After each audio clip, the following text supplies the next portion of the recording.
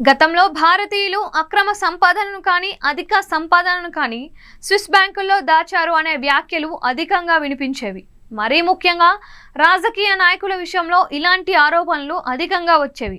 నరేంద్ర మోడీ అయితే 2014లో ప్రధాని కాకముందు ఏకంగా స్విస్ బ్యాంకులో సహా విదేశాల్లో పోగుబడిన అక్రమార్కుల సంపదనను బయటకు తీసుకువస్తాను అని చెప్పారు. అయితే ఆచరణలో అది సాధ్యం కాదని తేలిపోయింది. మరోవైపు ఇప్పటికే మనవారు స్విస్ బ్యాంకుల్లో డబ్బులు దాస్తూ వస్తున్నారు. భారతీయులు కానీ భారతీయ సంస్థలు కానీ ఇటీవల కాలంలో స్విస్ బ్యాంకుల్లో చేసే డిపాజిట్లు తగ్గుతున్నాయి. నిరుడు ఈ మొత్తం ఏకంగా 70% తగ్గి కనిష్ట స్థాయి 9,771 కోట్లకు చేరింది. స్విట్జర్లాండ్లోని స్థానిక శాఖలు ఇతర ఆర్థిక సంస్థల ద్వారా ఈ డబ్బును స్విస్ బ్యాంకుల్లో డిపాజిట్ చేశారు. స్విస్ బ్యాంకుల్లో భారతీయ ఖాతాదారుల మొత్తం సంపద తగ్గడం ఇదే మొదటిసారి కాదు.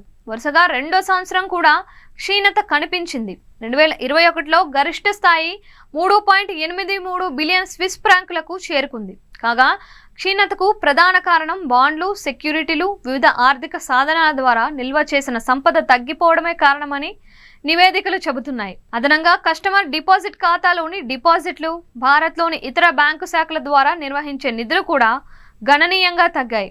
స్విస్ బ్యాంకుల్లో నిధుల నిల్వల్లో బ్రిటన్ది టాప్ ప్లేస్, అమెరికా రెండో స్థానంలో ఉంది. కాగా ఇండియన్స్ డిపాజిట్లు ఒక్క 2023లోనే దాదాపు 25% పడిపోయి 63 కోట్లకు చేరాయి.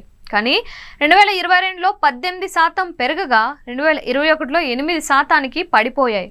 2007 చివరి నాటికి స్విస్ బ్యాంకుల్లో భారతీయుల డిపాజిట్ల విలువ 9,000 కోట్ల గరిష్ట స్థాయికి చేరింది.